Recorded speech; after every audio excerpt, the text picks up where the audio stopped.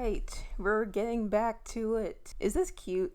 I cosplayed Shadow last year when I went to Sonic Expo, and I brought these ears because I needed, I had these ears already, and I didn't, I need to wear ears if I'm gonna be Shadow the Hedgehog, because most people wear, furry ears if they're cosplaying, a Gajinka or, a humanized version of the Sonic characters. But then I wore them, and I was like, this does not look right. I think it's because the ears are pink. It's the shape of them too. They're not supposed to be Sonic ears. These are just furry ears I got at MetroCon one time. But I'm gonna wear them for the video because, yeah, well,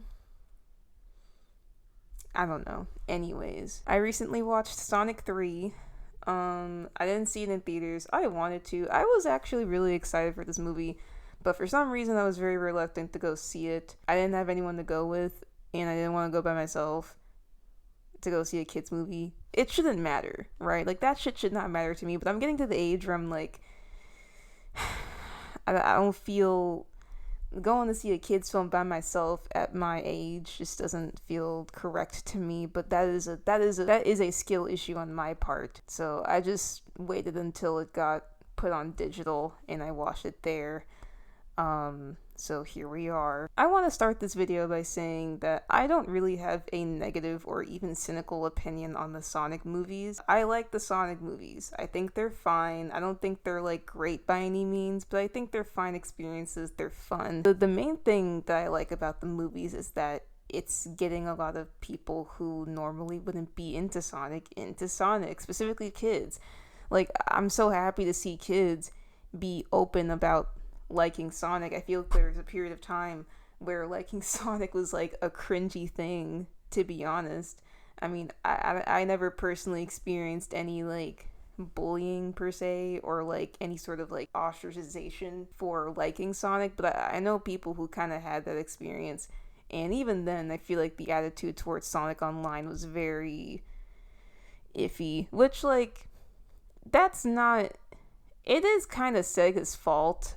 Not only is it dependent on the quality output of the games at any given time, it's also dependent on the fact that Sega, and by Sega I mean their marketing team at the time, kind of leaned into it with the tweets. People like it, people don't. It's its own whole thing. But the point is that Sonic the Hedgehog is cool to like now, and that's awesome. And I'm glad that children are enjoying Sonic and getting into Sonic and playing the games and wearing the shirts and wearing the backpacks and buying the toys. That's a net positive in my opinion. I also just do think these movies are fun. I really enjoyed watching Sonic 2 in theaters with friends. The shadow reveal at the end was definitely that meant something to me. Okay, that meant something to me. I am a Sonic fan, but first and foremost, I am a Shadow the Hedgehog fan. As you can see, I don't play about Shadow the Hedgehog, okay? I feel like Shadow is a character who has a mass appeal, and there's a lot of reasons for this, but I break them into two different reasons. So the first reason is that, at least in his original conception, Shadow is a very interesting character. I feel like he kind of hits all the corners of this sort of morally dubious, complex type of character that I feel like people don't think Sonic has compelling characters, which they do. You just gotta find them. Most of the characters in Sonic to me are very interesting, and Shadow is no exception. So many things about his character arc from SA2 are very iconic to Sonic in terms of their stories. There's a reason why people reference SA2 as what Sonic's stories should be, even if SA2 is not perfect in itself, but there's just something about it that still resonates with people today, and it's because it's fucking Shadow, in my opinion. I think the other thing that makes Shadow something that can appeal to people is that, just on a surface level, he's just fucking cool. His design slaps. He's just the coolest motherfucker ever. Listen, even in Shadow the Hedgehog, that game is very controversial, and people kind of talk about how it kind of flanderized his character or whatever. You can't deny that opening isn't sick. That opening is great. It's awesome. Jeff Fowler actually animated on the Shadow the Hedgehog CGI intro, so he always had connections to Sonic, and now he's directing the Sonic movies. Does it make sense for him to be using a gun or riding a motorcycle? No. But it's awesome. I mean, I'm of the opinion that he doesn't need to have a gun or even a motorcycle, but like, it's still so fucking cool, right? Like, we can't act like it's not. It's just fucking, like, this is raw. Shadow the Hedgehog is a cool ass character, and we need to stop lying to ourselves that he isn't. So yeah, I think Shadow being introduced into the movies was always going to, it definitely was gonna bring like butts into seats, whether it be people who already like Shadow or people who don't know who Shadow is, and they're like, what the fuck? Who's this like cool, mysterious, edgy, evil Sonic? Because these movies always bring in non-Sonic people, but I feel like when the trailer dropped for this movie in particular, like, I saw lots of people who I know damn well don't play these games or don't care about Sonic be like, wait, why does this look kind of good? I think the other thing too is that the thing that people were hyped about was that this movie was clearly going to be the SA2 movie. The other Sonic movies, the way that they are in terms of their narratives is they kind of pick and choose different things from Sonic and just kind of reinterpret them in a way so that like they are wholly different experiences from the games. They're not specifically adapting a certain game, they're just kind of like telling their own story, but game stuff is sort of supplementary. You know, usually they're Easter eggs. That is kind of how the movies deal with Sonic lore, right? Sonic 2 had been the closest to having more Sonic-y elements, but again, it was recontextualized it was stuff that we kind of had seen before, but introduced in a completely different way. I mean, the main thing that separates this from the games is that, like, they went with the whole Sonic origin story of where he came from, how he was raised, and how he came to Earth. So, like, that's already very different. Sonic is not a character with any sort of origin, you know, I mean, maybe in the classics he had one, but, like, modern Sonic, as we know him, he is just a guy who exists, and that's about it.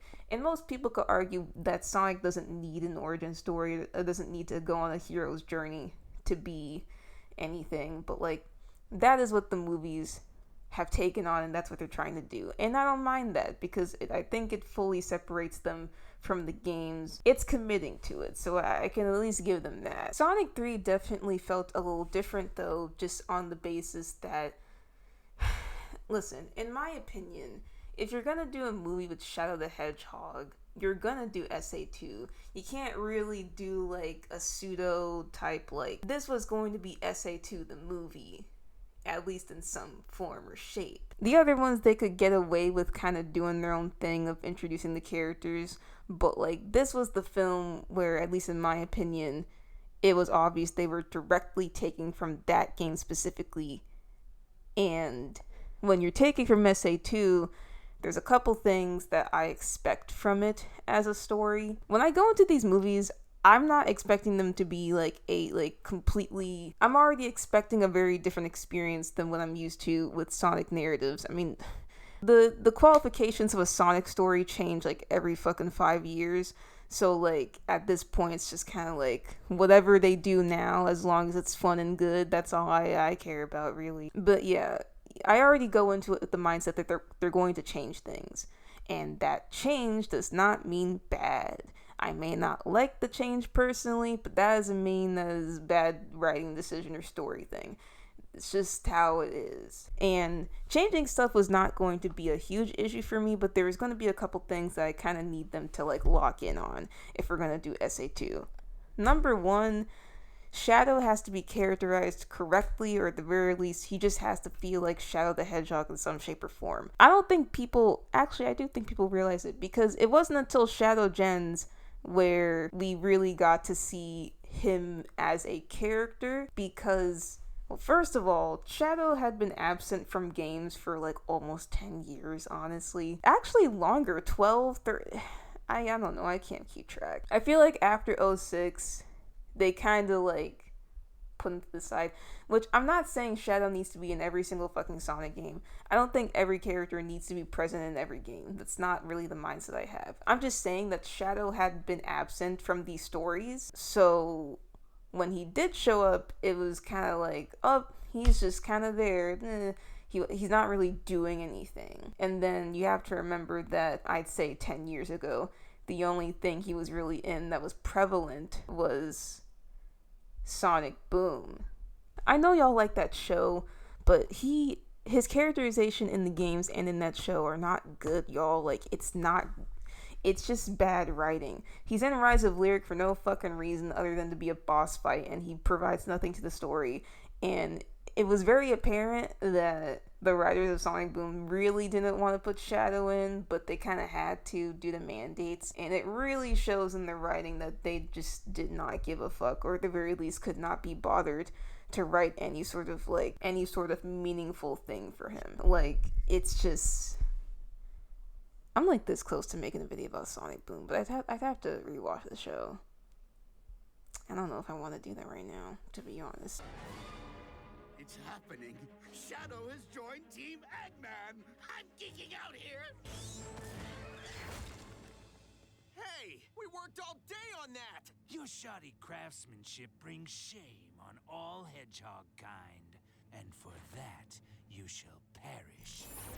I really do feel blessed that we have Shadow Generations now, because beforehand he wasn't in any games, and even when he wasn't really doing anything. So like, Shadow Gen's coming out being a sort of reintroduction of what his character is supposed to be, and like also kind of an entry point for people who want to know about his lore too, because like, listen, people might recommend you SA2, someone might recommend Shadow the Hedgehog the game, but like, most people will not, and there's a reason for that. I just didn't want the movie to make light of his angst and his pain, you know. I didn't want the movie to not take him seriously.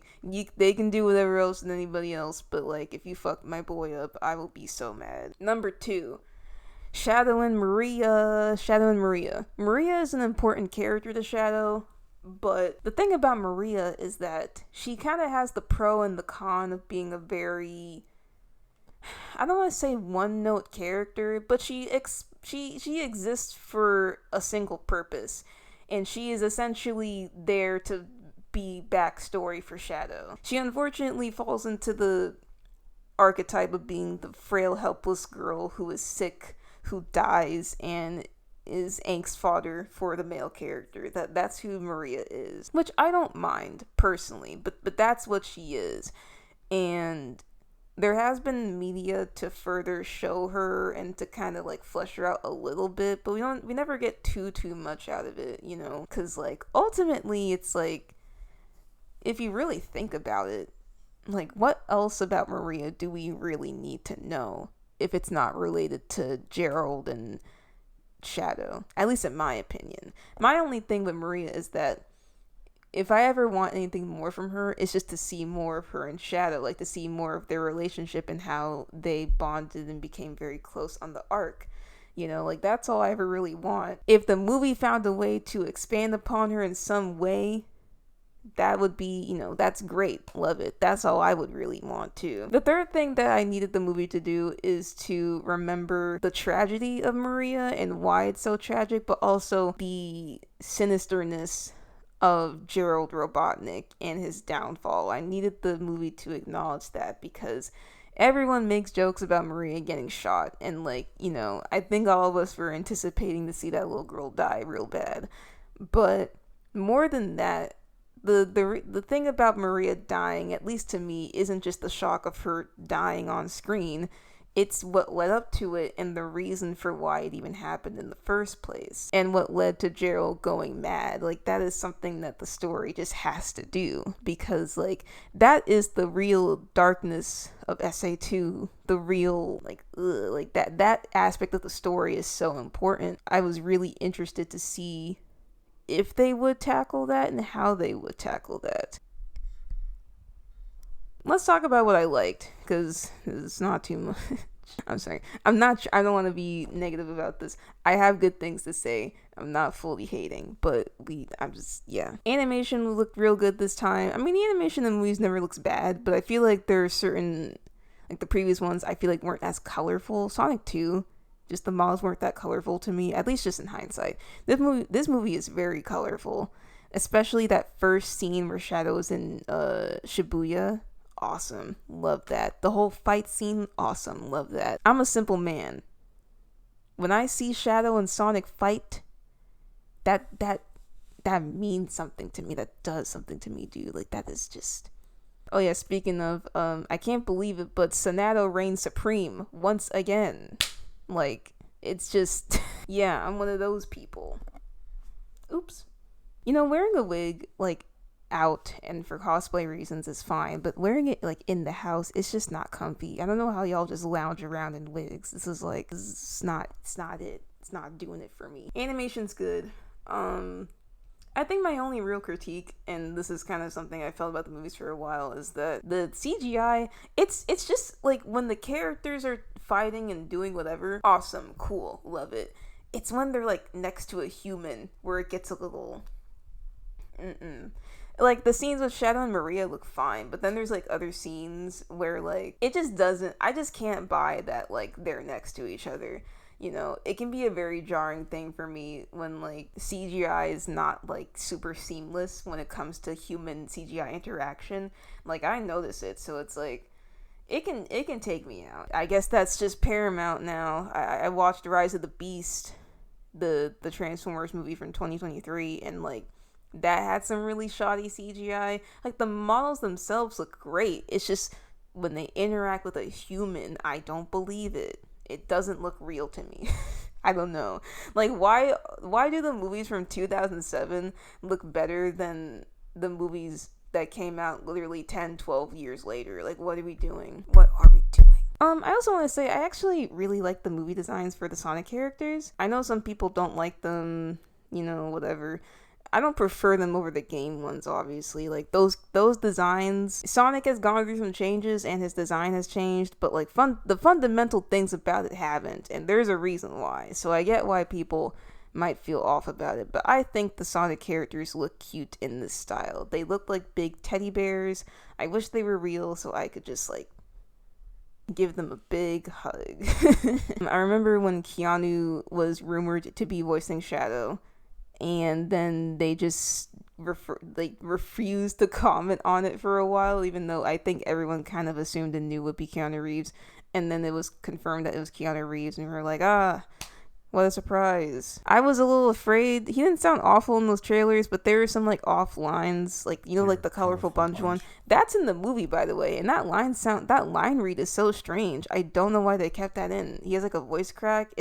I just assumed it was one of those things where trailers will cobble together lines to make, like, new lines, but it wasn't. Like, he just says that and it sounds like that, and it's still in the movie. Like, what the fuck are we doing? Oh yeah, also he sounded terrible in the Shadow Gems DLC. I'm gonna assume that was, like, a last minute thing and they didn't have much time to really record that. It just sounded bad. He did not sound like he was in it. There. Looks like how Maria described the Earth. That being said, he was great in the movie. I actually really liked his portrayal of Shadow. You know, very different from the previous ones, obviously, but I think there was still a sense of earnestness to his portrayal, especially with the more emotional scenes, which I think really sealed the deal for me. It definitely gave off Shadow vibes. It gave off Shadow vibes. I don't know. I'm not good with words, y'all.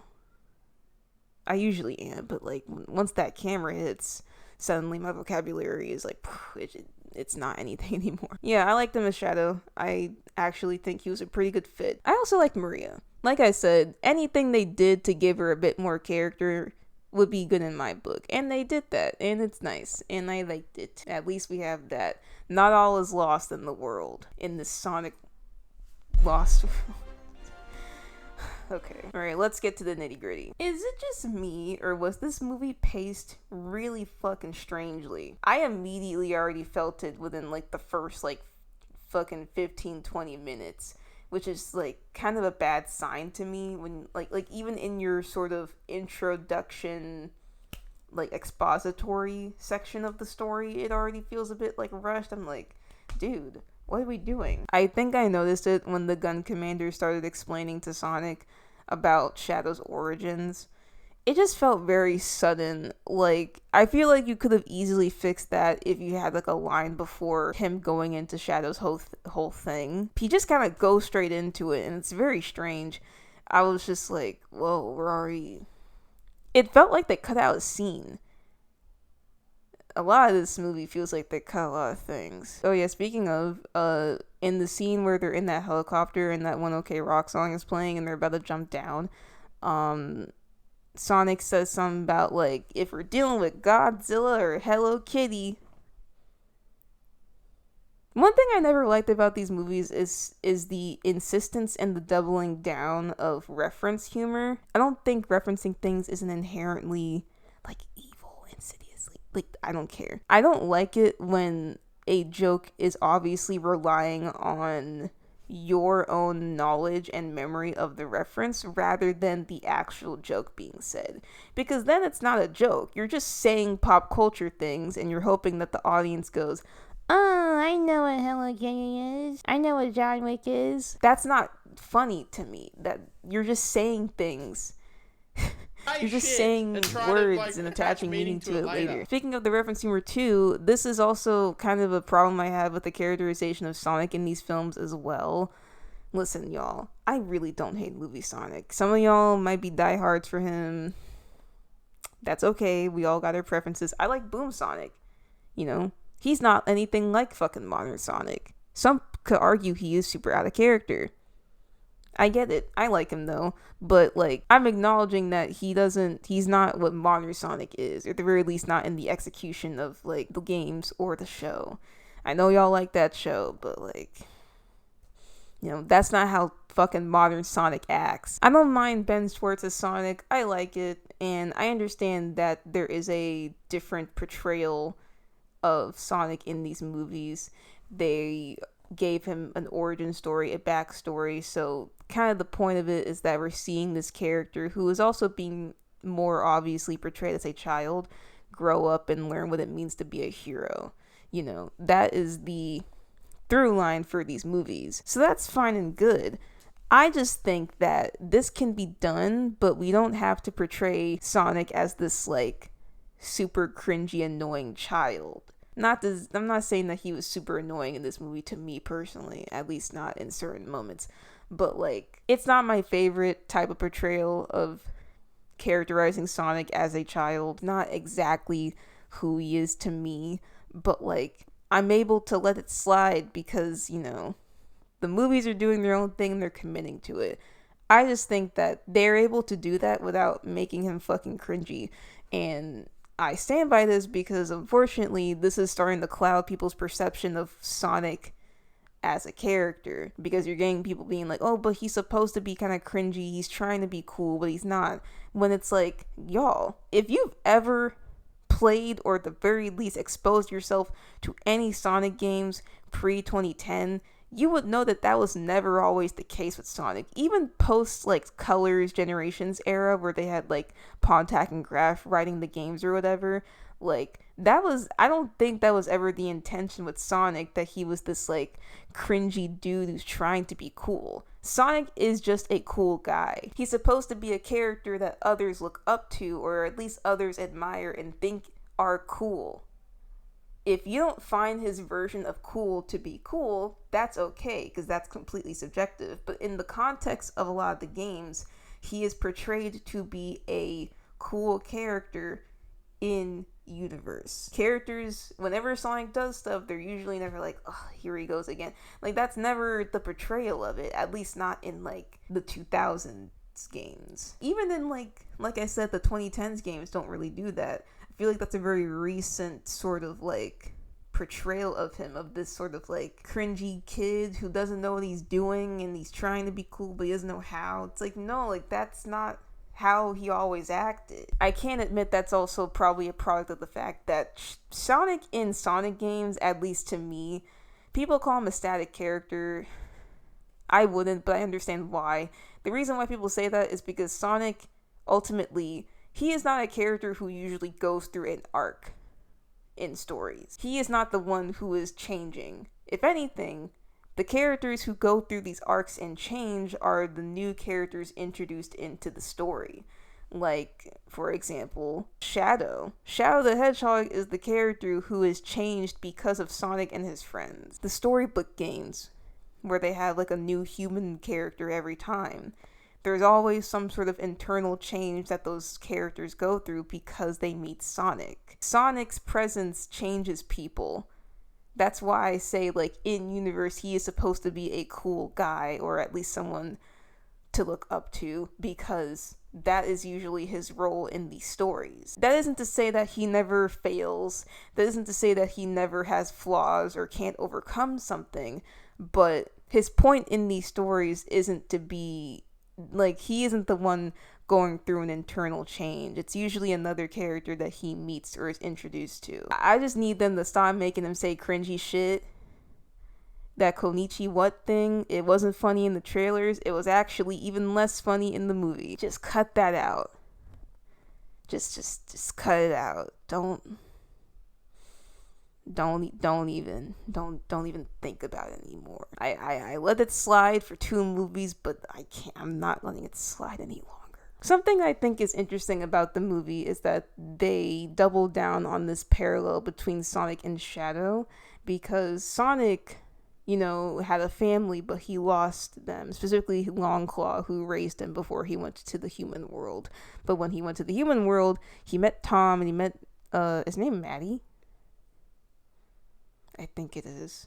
Oh god, Tinka Sumter's character. I'm so sorry. I don't remember her name. I think it is Maddie. He meets those guys, and then he also meets Tails and Knuckles. He makes friends, and those friends help him, and it's all good and fun. Family. It's the found family trope. So the parallel is that Sonic was able to find his family, but because Shadow was kept away, he never did. The whole point is that it's like the isolation and that festering anger is what led him to become that way, because he had no support system, he had no family. That is an interesting parallel to make. I just wish the movie wasn't so fucking ham-fisted with how they presented it. It felt like every other scene that just had to be said out loud to you in some way. And like, I get it's a kids movie, but shouldn't we I don't think we should make movies with this idea that children are stupid and need to be like, put your hand on their shoulder and be like, hey Tommy, listen, like, I hope you didn't forget this movie's about family, and this is about what happens when you don't have family and you don't have friends. If you have friends and family, you can do anything, right, Tommy? Did you get that? This is about family. Like, we don't have to do that. There are so many kids' movies that have very overt themes, not even themes that I think are all that fucking deep, but they're not as ham-fisted in their portrayal of it as this movie is. Like, it just got to the point where I'm like, did we need to have this? You know, it's the whole thing of show don't tell. The least effective way of showing something is when you just tell the audience. And if you keep doing that, it gets a little grating. Nitpick I have, Junkie XL, I do not want to doubt your abilities as a composer, but I'm starting to get the feeling that you just have a weird aversion to Sonic songs being in these movies. I don't know if it's because Sega is being weird. I don't know if it's just because you're not familiar with these songs. Listen, all I'm gonna say is, like, when you have the scene where Live and Learn plays and you play a snippet of that song and it's not even like a full rendition of it, really, I'll talk about it later. Yeah, the version of Live and Learn in this movie is very lackluster. Kind of disappointed. And some people have the audacity to be like, well, they could have just not put the song in the movie. It's a fucking SA2 movie. The bare minimum is to put the song in the film in some capacity. What would have exceeded our expectations is if we got like a whole rendition of the song with new instrumentals and new vocals, and the movie just lets you hear it. It didn't try to interrupt that shit with stupid fucking Jim Carrey bullshit. It just had the scene go. That would have been on par or exceeded my expectations. But it was below it. And I don't think it's ungrateful for people to want the fucking song to play in some full capacity in the movie that's adapting SA2. Like, what are we doing here? One of my friends talked about this, but this does go to a bigger issue that I have with these movies, and it's that they don't really have, like, a theme. Maybe the other two do, I don't remember, but, like, when I say theme, I'm talking about leitmotifs or reoccurring, like, melodies you usually hear throughout soundtracks and throughout, the music in these movies. For example, Spider-Verse. If I told you to think of like what is the theme song of Spider-Verse. I'm not talking about the insert songs. I'm talking about like the orchestral like OST songs that play during scenes. Like what would be the riff or the leitmotif you think of in your head? You can probably think of 2 or 3 different ones that constantly play throughout all like both of the movies. It sort of builds a ongoing identity for these films. Sonic movies don't seem to have that, and even when this movie attempted to try and have the live and learn riff be a leitmotif, it kind of didn't fully go through with it, which is really dumb. I feel like it could have just done it. I feel like it was a wasted opportunity, and it's a little disappointing that it just feels also like they're afraid to have Sonic music in the Sonic movies. So you get a little Easter egg of the Eggman thing playing on a fucking on a cell phone for like a second, but like why can't we have like Throw It All Away, like a rendition of that song in there somewhere? Why can't we have like SA2 music orchestral arranges? At least the Mario movie did orchestral arranges of some of those songs, and it wasn't just like a little jingle. Now I want to move on to the actual issue that I have with this movie, and it's probably the biggest thing that I think really, like, not only do I think it holds this movie back from being like great, I think it just kind of, as the movie went on, I progressively got more tired, and my opinion on what I was watching just slowly degraded until I got to the end. I've seen a lot of people say like, oh, this movie is so good, it's peak. You know, it's like they understand Sonic fans, and I have to ask you, what Sonic fans? I mean, I guess some people are happy with it, so I can't act like we're all a monolith. We obviously aren't. But there's just a lot of things about the story, specifically in how they changed it, that, like, I just feel like, in comparison to SA2, it just kind of undermines itself a little bit. To put it bluntly, 2 things that this movie decides to do, which I think is crazy, is 1, get rid of Maria's terminal illness, which in the original game she has a thing called NIDS, which is neuroimmune deficiency syndrome. People in the past have said it's like Sonic AIDS. I don't think there's any evidence to say that it's AIDS. I think the only reason somebody said that is because the acronym is slightly similar, but I think it is just a general fictional autoimmune disease. I don't think it's supposed to be AIDS. But she has a terminal illness in the original game, and she doesn't in the movie. I was actually kind of like, are they going to talk about her sickness? And then the movie kept going, and I was like, we've gone like halfway through when you haven't mentioned anything about the illness. I'm getting a little scared, guys. I'm getting a little worried. I was worried for the right reason. It's just weird to me to remove that part of the story, because like that's kind of the main reason why any of the shit in SA2 happened. Okay, so in Sonic Adventure 2, Gerald was commissioned by the government to work on a scientific project to see if they could basically create immortality. He partly did this because his granddaughter Maria was born with a disease called NIDS, which is very fatal and terminal, and he wanted to see if he would be able to heal her disease. In the process of doing this experiment, he created 2 things. He created the Bio-Lizard, and he created Shadow. We're not going to talk about the Bio-Lizard, because he's not in the movie. Or he is in the movie, but he's a cameo. In the process of this, he creates Shadow. Unlike the Bio-Lizard, he wanted to create something that had a heart and a soul and its own intelligence, and that's how Shadow came to be. There's also the bullshit with the black arms, but again, we're not going to talk about them because like that's a whole other can of worms, and they're not mentioned in this movie at all, though a part of me I was literally waiting for them to mention the black arms, because the other thing they changed is that Shadow isn't like a man-made experiment. He's actually an alien that they found in a comet. Dude, I was literally like, dude, just say it. Say Black Doom, Black Comet, Black whatever. Like, just, I was waiting for them to say it. They didn't say it. If we're going the alien route, you might as well say Black Arms. Like, we were all thinking it. I know we were. So yeah, Shadow was the closest he got to sort of finding that answer to creating immortal life, and therefore finding a way to help Maria's illness. However, the government deemed Shadow to be too dangerous. They were just being big haters. So this led to the Ark, which is like the space thing that Maria lived on, which Jero created. The Ark got raided, which also led to the murder of Maria by a gun soldier. Like, just literally just shot her point blank. And Shadow had been sent down to Earth in a pod and was put into, like, permastasis until he was woken up by Eggman in the current day of SA2, like in the current events of those cutscenes. Project Shadow was shut down. The government was like, oh, an accident happened, and then they blamed it on Gerald, and then they imprisoned him, and I think they still allowed him to do his science stuff, but under a monitor, because of the fact that, like I said, he basically got blamed for Gunn's negligence in all of this. Then he later learned that Maria had died in the raid. This led him to literally go insane.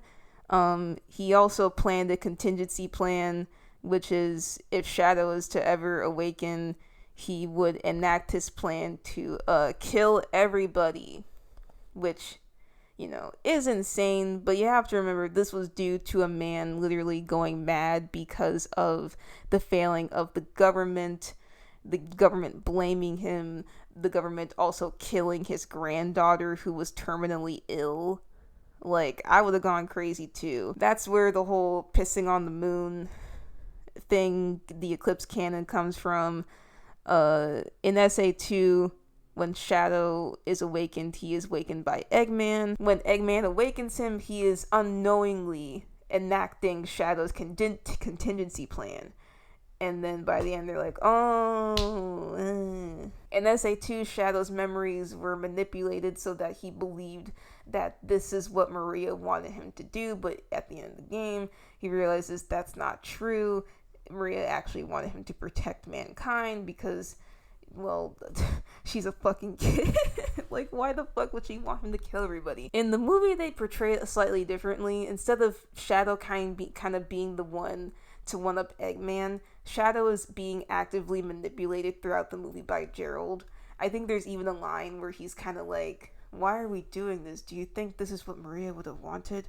And Eggman, oh my god, same thing. Gerald is like, it's not about if she wanted it, it's about what they deserve, you know. And in the movie, they more so just plan on targeting gun agencies rather than going full-on genocide, which, interestingly enough, I feel like kind of puts them in a morally gray area where it's like, it's still wrong, but like I said, this was ultimately due to a government agency's negligence with a project, and then also killing a girl and like brushing it under the rug. Like, that's fucking insane. Of course they're going to do terrorist attacks to the government agency for their wrongdoings. I don't mind the recontextualization of Shadow performing these actions, of him kind of being misguided and sort of like actively being gaslit basically into doing it. I think it kind of puts him in a more sympathetic light. He's still the antagonist,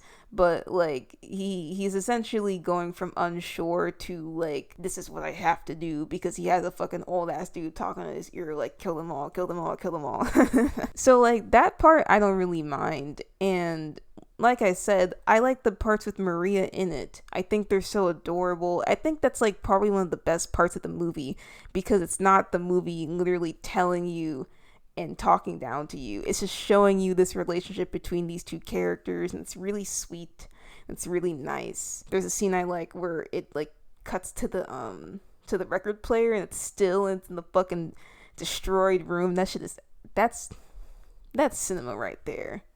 That's some cinema. Basically, they just water it down to, oh, they found Shadow in a comet and they thought he could do good for mankind, or like help mankind in some way, I guess. But then he was too dangerous, so they had to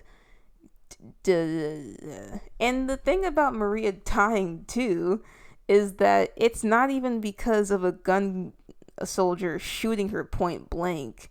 Well, the gun soldier was about to, but in the movie, the gun commander actually comes in and tells them not to shoot.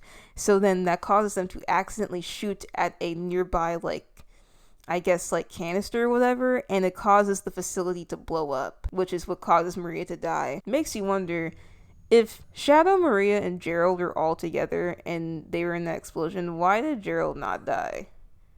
He's an old ass guy. Like, he should have just fucking died. Any explanation people have had for it has made no sense to me. So I'm just like, why did she die but no one else did? It makes no sense. But I think what sucks more, aside from her illness being erased, is the fact that Gerald in this movie fucking sucks. I don't like what they did with his character. I was already very worried because of the trailers, but this has already made it solidified my feelings on it, and I don't like it. Because my first thought when seeing the trailers was, why is Gerald here? He's Eggman's grandpa. He actually should be dead. If it was like, oh, my father Gerald, whatever. But he's still his grandfather here. Remember, I talked with friends, and there was a theory going around that it might have been time travel. Time travel would have made way more sense than whatever fucking than this, just him. But I have to assume the reason why he is in this movie is because they wanted Jim Carrey to stay on really bad, and they were like, Jim Carrey, if you stay on the movie, you get to play two characters. You get to do your silly Jim Carrey stuff and play two characters and have so many silly scenes. I don't mind Jim Carrey as Eggman, but like, this was just not it for me. This is the part where I'm like, are we really gonna sit here and act like this is peak? I could not stand most of their scenes together. I thought they were not very funny, especially later on. I did not enjoy them at all. I thought they took up way too much fucking screen time. This movie is already shorter than the last one, so like, we're wasting so much time on their fucking stupid bullshit. It's just so dumb to me. I don't know. Not to mention Gerald's characterization already is just like not good to me. Because the thing about Gerald, at least from my memory and interpretation, is that Gerald is a well-meaning scientist who was corrupted and went mad because of the government and the people around him failing him at every turn. Sure, he wasn't perfect either. He literally fucking collaborated with the devil from the Bible to make Shadow the Hedgehog, and he eventually became super evil. But it's like obviously the thing that I take away from SA2 is that it wasn't Gerald, at least not originally, who was super corrupt. It was the government and the powers at play and the people who allowed an innocent girl to die who was evil. Obviously Gerald is evil too, but like, all of that, those circumstances is what made him that way. Like, I don't know, I just think like it was super lame to have him become this like mustache twirling like evil villain at the end who wants to destroy the entire world, which like, that's what Gerald wants to do in the original, but it's like, it's because it's due to his degrading mental health as being a prisoner. I just feel like the sinisterness of that aspect of his character is just completely lost because they wanted to have him be in the movie and Jim Carrey plays him and they're silly and they dance in the scene that's way too fucking long and adds nothing to the story.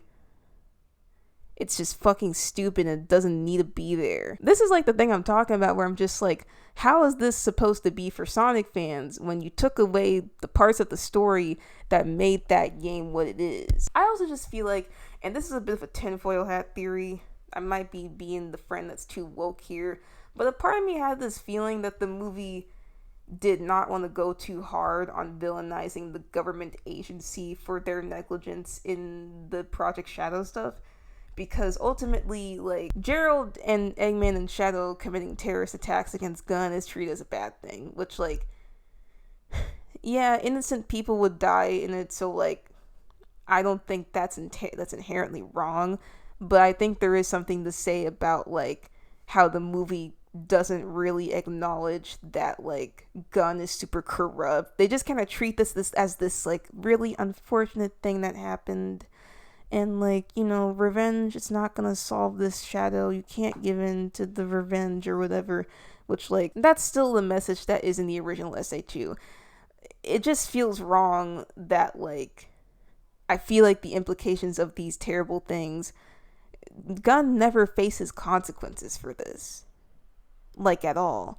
And arguably they don't in SA2 either, but it's just like, at the very least, like I said, Gerald is a manifestation of all of their wrongdoings and mistreatment of Project Shadow and mistreatment of Maria and mistreatment of him. I don't know. It just feels very shallow the way that this movie attempts to kind of do the SA2 story, but it's too afraid to confront the more morally dubious parts of its story, especially in relation to anything that could portray the government in a bad light. Like, this isn't some sort of systematic issue that could have led to this happening. I'm not trying to say Sonic's SA2 is like this super political game with Sonic breaking out of a helicopter because he's been wrongfully imprisoned because they assume that he is the one doing the crimes even though Shadow is. You know, which that's not an aspect in this film at all. I don't care that it's not, but like, it's, you know. Also, that exchange at the beginning where they're like, why do you look like me? No. I think that's dumb. It's fucking stupid. It is a nitpick, I will admit, but I think it's dumb. And the reason why I think it's dumb is because me personally, I'm just not a fan of like, okay, it's a running joke in the Sonic games that people cannot tell apart the fucking hedgehogs for their life. Sonic, Shadow, Silver, any other hedgehog character, they just cannot tell the difference. They think they look the same. It's in SA2, it's in fucking 06. Everyone thinks they look the same.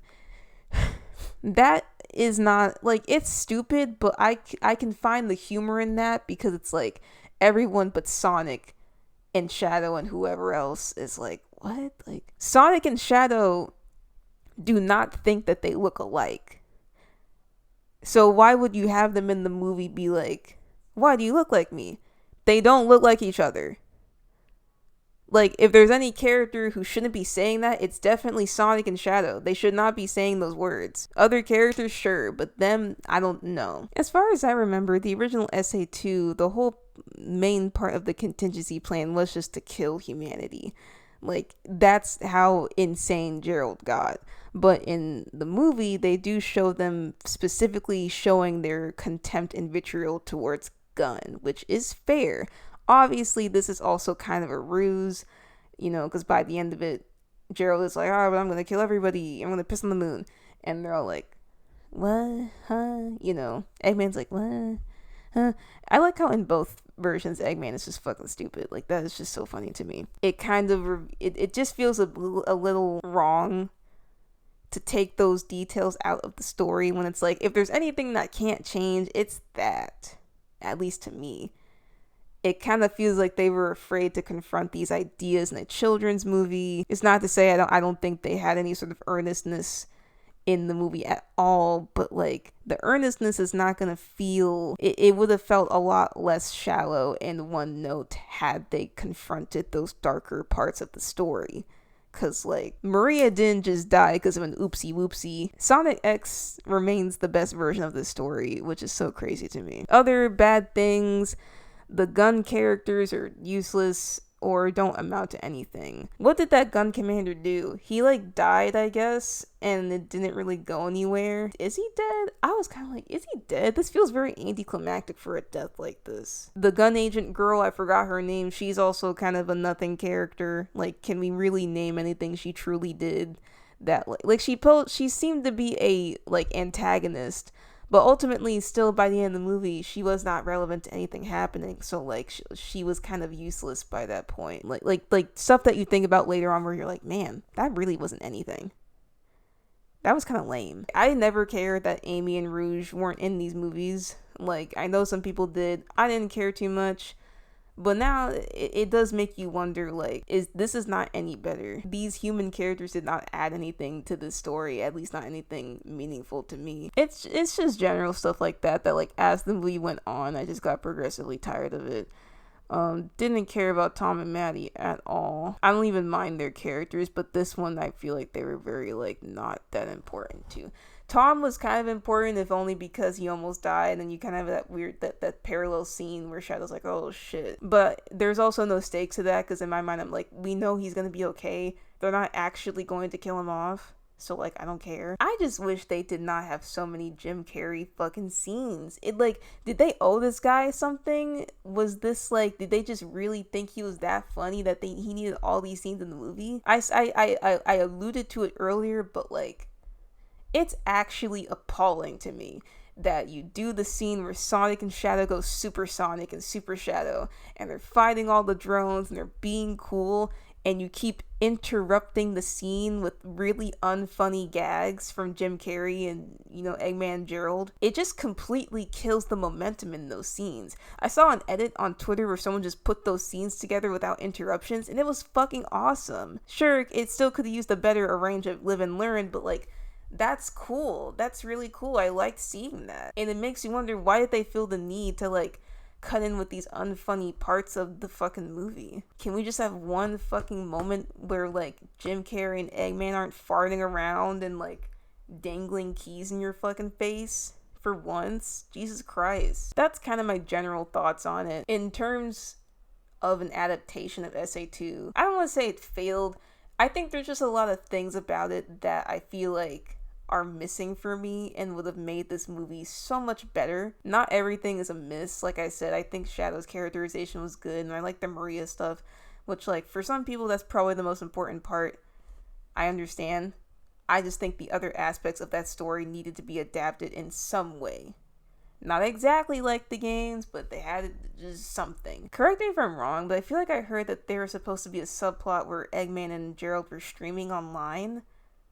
Cause like there's like a couple lines in the movie that like you know that line where he says Eggman has entered the chat or whatever? That feels like a throwaway from that like deleted concept, but it was kept in the movie for some reason. And so now we just kind of have remnants of a subplot that never was. I'll say this, I really do want to know about the production of this movie, because this movie seems like they went through so much fucking like iteration and bullshit. I'll say that. I am a little sad because I feel like when this movie came out, it also came out around when Mufasa did, and people were clowning on Mufasa for being this very like soulless production, which I haven't seen the movie, but I don't feel inclined to because I don't like those live action movies. Well, they're actually not live action. The Lion King ones are fully CGI.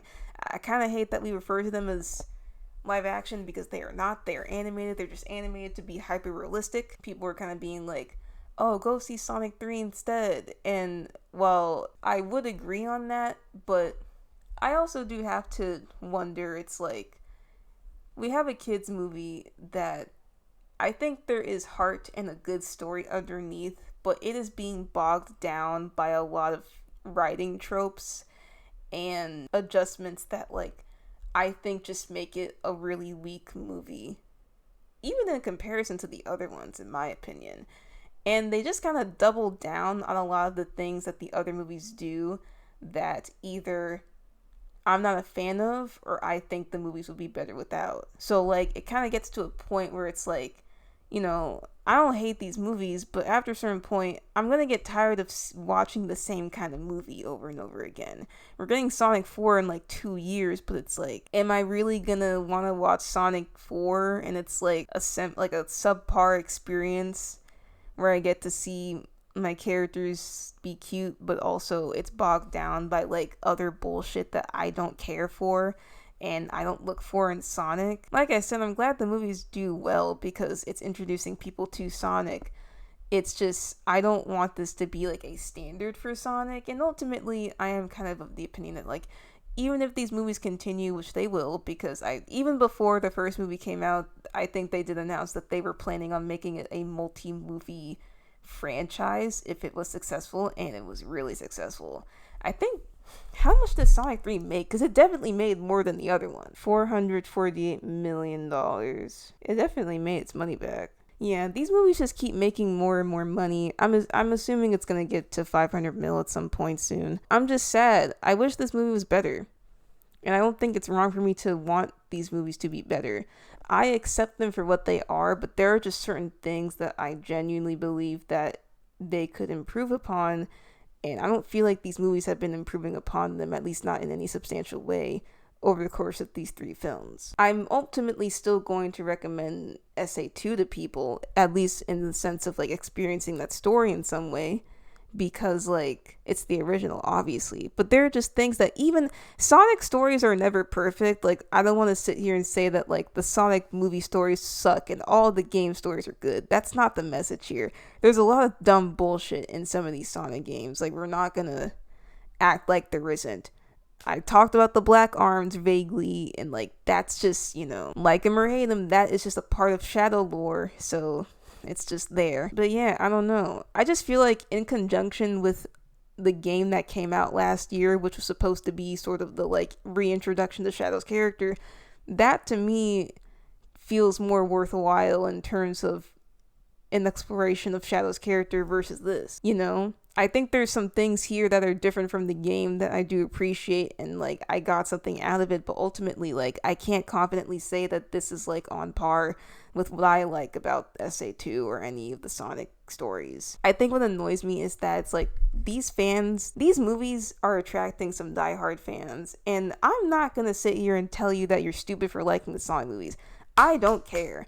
I really don't care. Like, who am I to tell you not to enjoy them? I'm not gonna act like I'm superior just because I don't like these movies and you don't want to be a fucking film critic over it. Like, it's fine, but don't make other people feel bad for having issues. Do not diminish the real and genuine critiques of this film. Just don't. Because when you start to say stuff like, oh, well, it could have been worse, and you're just not grateful, you're just diminishing a person's feelings. You don't like it when people make fun of you for liking these films. Don't make other people feel bad for not liking them, especially if they aren't doing anything to you.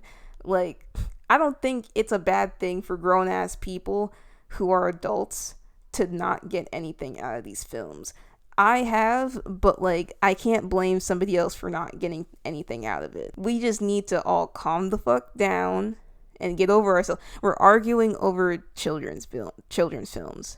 Okay, not to dick suck TF1, but like TF1 is such a good movie because there's so many things about it that the movie could have looked at the audience and like just told you straight up and like didn't give you the time to like process the information or process the themes on your own.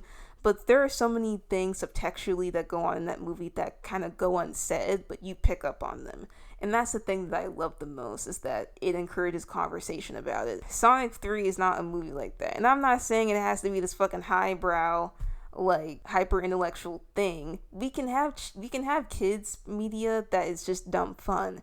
But kids also should have media that questions them, that challenges them, faces them with tough ideas and tough questions. Like, that is... I think kids deserve that. I don't understand why we can't have both, especially with Sonic. I've been talking for an hour and I want to get out of this cosplay. I just wanted to talk about the thing. So I think that'll be it. I gave it like 2 stars on Letterboxd. I'm not good with rankings, to be honest. Like, I just say, like, I liked it, I did. Like, I would just rather talk about my thoughts on something rather than giving it a ranking, because I feel like rankings can, like, everyone has a different idea of what those symbols mean and what those numbers mean. Like, you could give a movie a 6 and be like, that movie sucked, but, like, other people could interpret that as, like, oh, why would you give it a 6? That movie's so good, even though a 6 is, like, a above average rating. Let me know what you think. And go play Shadow Generations. I need to beat that game. I haven't beat that game. I guess the thing we can take away from this is Limaj Doob. Is that how you pronounce his name? He's a really nice guy. I met him at Sonic Expo with my friends. He's super nice. And I can tell he actually really cares about like being in the movies and like his character and stuff. He's just such a cool guy, man. If there's one thing that I liked from these movies, it's him. I love that guy, dude. He is so, yeah, he's very nice. Revenge Guac.